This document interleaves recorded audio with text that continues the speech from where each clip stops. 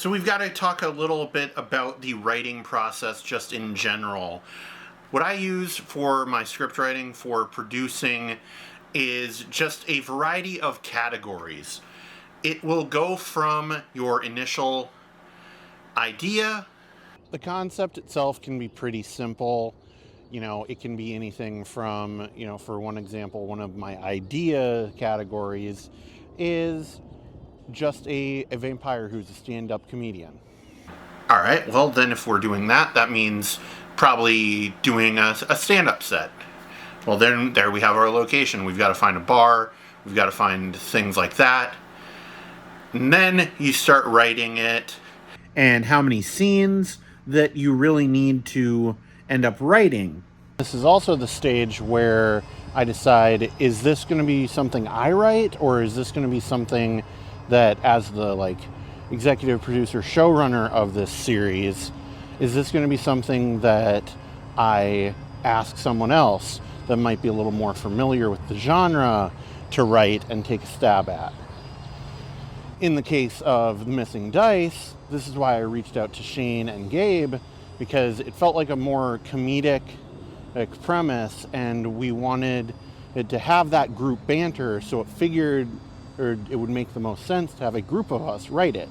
And then we get into the actual script writing, breaking down the scenes, getting all the beats and going through, and also we're going through the revisions at this point. Then we move on to pre-production. Once we have a nearly finished script, that's when I start finding locations, breaking down what kind of shots I want to do, and all of those pre-production materials that are very essential, obviously, because you want to be as prepared as possible when you get to set, so that when something inevitably goes wrong, you have a plan and a way to get around it, and ways to do various things to make up for any of those mistakes. To figure out how long it's going to take to film a scene, a general good rule is about a page per hour on a short film. Sometimes it can be more than that if it's a very dialogue heavy thing and it's simple to shoot, so you can go boom, boom, boom, go through it a few times, get it out of the way. And then that's when you get into your shot listing and storyboarding. Drawing skills are not my strength as a visual artist and a visual storyteller, but I can get enough set down to at least convey the idea of what I need for a particular project. That can be one way. You can also use photo reference as a different form of storyboarding.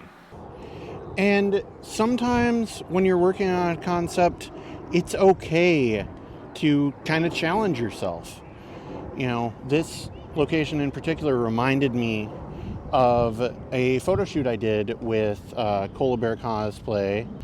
We did a photo shoot as Starlight from The Boys, and we wanted to do the lighting effect. I wasn't really sure. I had a vague concept of, maybe if I do a lens flare on the hand, it'll look like a big bright light coming towards, and it actually ended up working out pretty well. And sometimes it can be very simple tools that can be used to change things automatically like that. Thanks for checking out this video. The Dream should be up for Patreon early access. That's the $3 tier. And the $1 tier is special thanks. And make sure to like and subscribe on this YouTube channel. And in the next episode, we're going to start talking about The Dream, with how I initially came up with the concept and some writing tips on The Dream in specifics.